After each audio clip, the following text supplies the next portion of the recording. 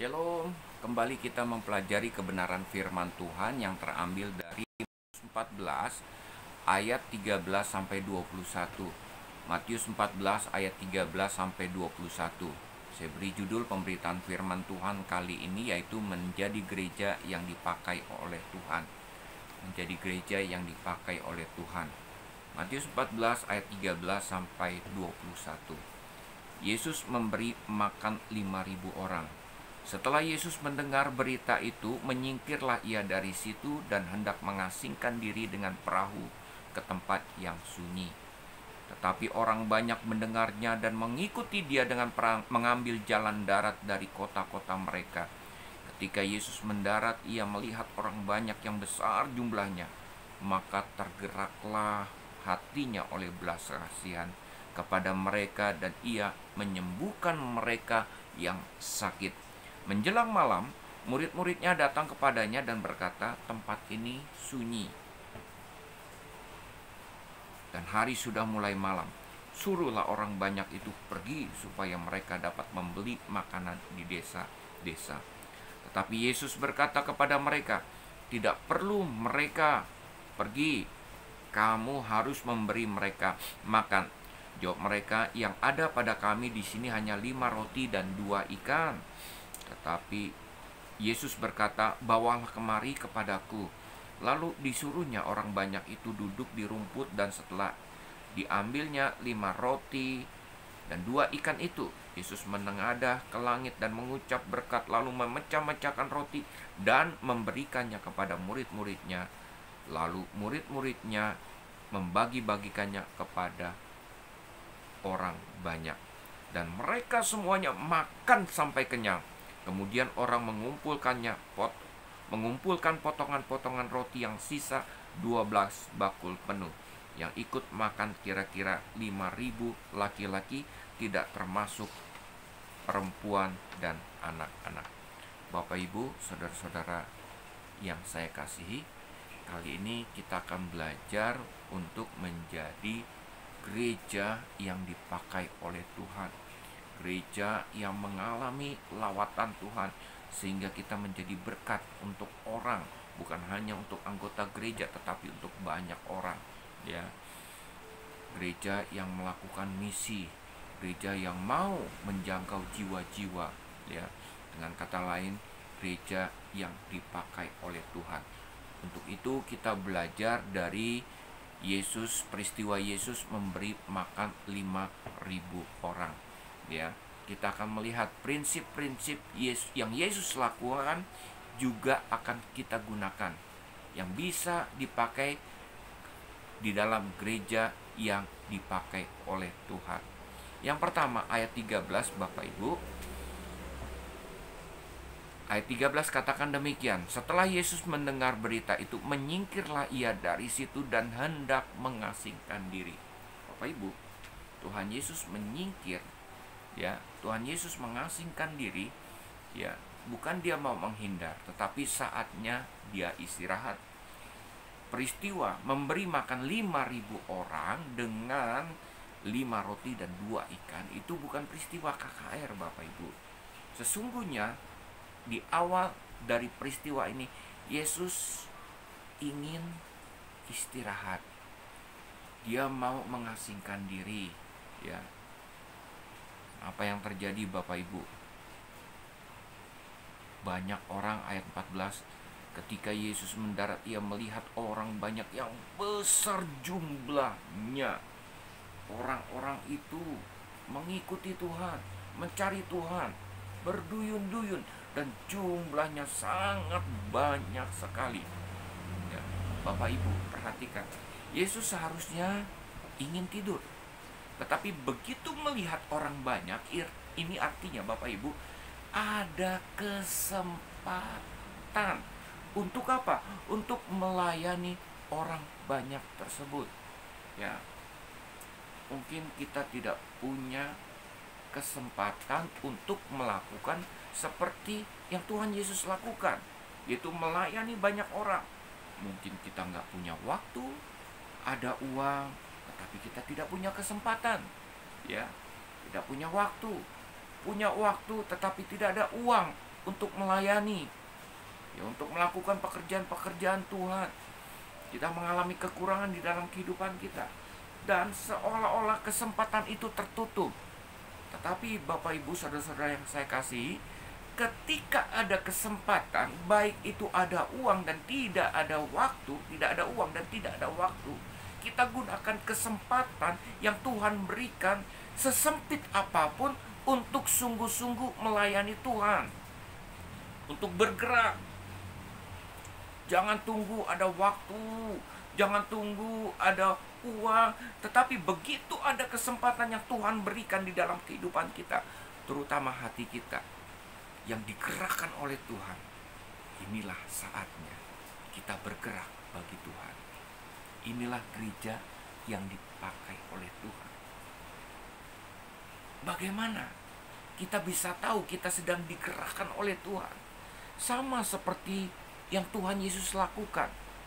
Maka tergeraklah hatinya. Nyanya itu siapa?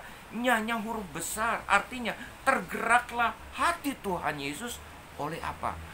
Oleh belas kasihan.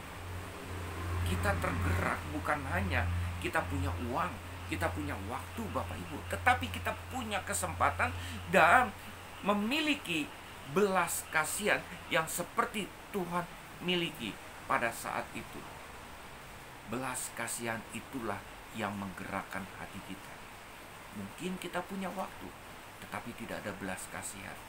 Mungkin kita punya uang, tetapi tidak ada waktu, tetap tidak mempunyai belas kasihan, kita tidak bisa bergerak. Mungkin kita punya waktu, mungkin kita punya uang untuk melakukan pekerjaan-pekerjaan Tuhan, tetapi tidak ada belas kasihan, tidak ada empati melihat orang-orang banyak seperti yang Tuhan Yesus lakukan. Ya. Tuhan Yesus memiliki belas kasihan. Markus 6 ayat 34 katakan, mereka itu seperti domba yang tidak punya gembala. Bapak Ibu, domba yang tidak punya gembala, Bapak Ibu, mereka akan berkeliaran kemana-mana, dan akhirnya mereka tersesat, dan kemudian mereka mati. Itulah orang banyak. Apakah kita punya belas kasihan seperti yang Tuhan Yesus miliki pada saat itu? Kalau kita tidak mempunyai belas kasihan di dalam kehidupan kita, maka kita tidak bisa menjadi gereja yang dipakai oleh Tuhan. Lalu selanjutnya ayat 16 katakan, setelah itu Tuhan Yesus menggerakkan murid-muridnya ketika mereka sedang mengalami masalah, ya. Ayat 16, tetapi Yesus berkata kepada mereka, tidak perlu mereka pergi, kamu harus memberi mereka makan. Pada waktu 5.000 orang, belum lagi perempuan dan anak-anak ikut Tuhan, dan hari sudah mulai malam, mereka kelaparan, mereka belum makan. Bapak Ibu, murid-murid mengusulkan kepada Tuhan Yesus, suruh mereka pergi, karena tidak ada di sini toko-toko atau restoran yang menjual makanan. Lagi pula kalau ada restoran, warung, ataupun toko Indomaret, Alfamart, dari mana kita punya uang untuk memberi mereka makan? Fokus yang ada di dalam benak murid-muridnya adalah mereka tidak punya uang, mereka tidak punya makanan untuk memberi orang banyak itu makan. Tapi Tuhan Yesus jawab, tidak perlu mereka pergi, kamu harus memberi makan. Artinya apa, Bapak Ibu? Tuhan menghendaki bukan hanya kita sekedar ada uang, ada makanan untuk melayani, lebih daripada itu. Totalitas pelayanan. Artinya apa? Benar-benar hidup mengandalkan kekuatan Tuhan, bukan kedagingan kita, Bapak Ibu. Bukan apa yang kita miliki di dalam kehidupan kita, tetapi totalitas itu datang oleh karena apa? Oleh karena kita percaya dan hidup sungguh-sungguh mengandalkan Tuhan. Tuhan akan menyediakan apa yang kita perlukan untuk melayani orang banyak. Totalitas pelayanan inilah yang harus dimiliki oleh gereja yang mau dipakai oleh Tuhan. Selanjutnya ayat 17, Bapak Ibu. Tuhan tanya mereka memiliki apa? Ayat 17, jawab mereka, yang ada pada kami di sini hanya 5 roti dan 2 ikan. Ya, kami cuma punya 5 roti dan 2 ikan. Nah, murid-murid bagaimana bisa membawa atau memberi makan kepada 5.000 orang yang sedang kelaparan pada saat itu? 5 roti dan 2 ikan. Menurut logika, mereka menggunakan logika, hitung-hitungan, ya, bukan menggunakan iman.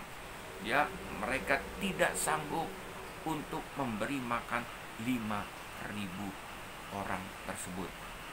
Ya, Bapak Ibu, pada saat itu Tuhan sekali lagi mau mengalihkan fokus mereka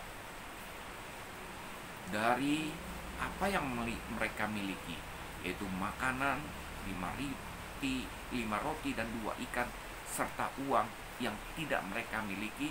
Dan fokus mereka bukan kepada uang dan makanan yang mereka miliki, tetapi pada kemampuan Tuhan, kepada kuasa Tuhan. Apa yang Tuhan miliki, Bapak Ibu? Mereka tidak ingat air berubah menjadi anggur. Mereka tidak ingat orang lumpuh berjalan. Mereka tidak ingat bahwa Tuhan sanggup mencelikat mata yang buta. Mereka tidak ingat bahwa Tuhan sanggup untuk membuat atau menghidupkan orang yang mati, Bapak Ibu. Tuhan punya kuasa.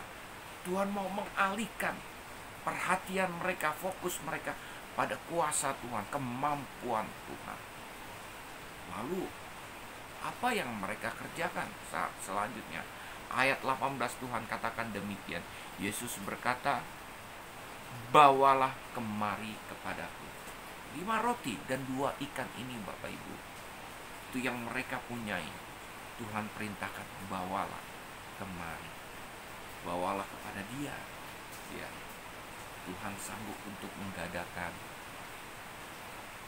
Saya tidak mempersoalkan apakah saudara mau membawa yang menjadi sisa dari properti saudara, harta saudara kepada Tuhan, dan percaya Tuhan bisa menggandakannya bagi pekerjaan Tuhan. Ya, Tuhan tahu kita tidak memiliki apa-apa. Ya, Dia mau melakukan perkara besar. Itu poinnya dalam kehidupan kita. Intinya bukan 5 roti dan 2 ikan yang mereka bawa, tetapi intinya ketika kita datang kepada Tuhan, menyerahkan seluruh apa yang kita miliki kepada Tuhan, Tuhan mau berperkara besar di dalam kehidupan kita. Asalkan kita taat kepada Tuhan. Saudara tidak memberi pun 5 roti dan 2 ikan, Tuhan sanggup untuk melakukan perkara besar pada saat itu, memberi makan 5.000 orang, belum lagi perempuan dan anak-anak. Ya, Bapak Ibu, kita melakukan tugas yang mustahil, tapi kita harus memberikan apa yang bisa kita berikan. Ya, kalau kita mau melakukan perkara-perkara besar, apa yang saudara bisa berikan kepada Tuhan, itu yang saudara lakukan. Saudara punya waktu, berikan kepada Tuhan. Saudara punya talenta bermain musik, berikan kepada Tuhan. Ya, dan Tuhan sanggup untuk melakukan atau berperkara dalam kehidupan kita, melakukan perkara-perkara yang mustahil di dalam kehidupan kita. Ya, jadi intinya Bapak Ibu, apakah kita mau menyediakan diri supaya Allah melakukan perkara besar di dalam kehidupan kita? Ya, dan kita akan melihat Tuhan akan melakukan perkara-perkara besar di dalam kehidupan kita dan memakai kehidupan kita ketika kita menyerahkan kehidupan kita, apa yang kita miliki kepada Tuhan, dan Tuhan mau melakukan perkara-perkara besar yang terjadi di dalam kehidupan kita. Tuhan memberkati. Shalom.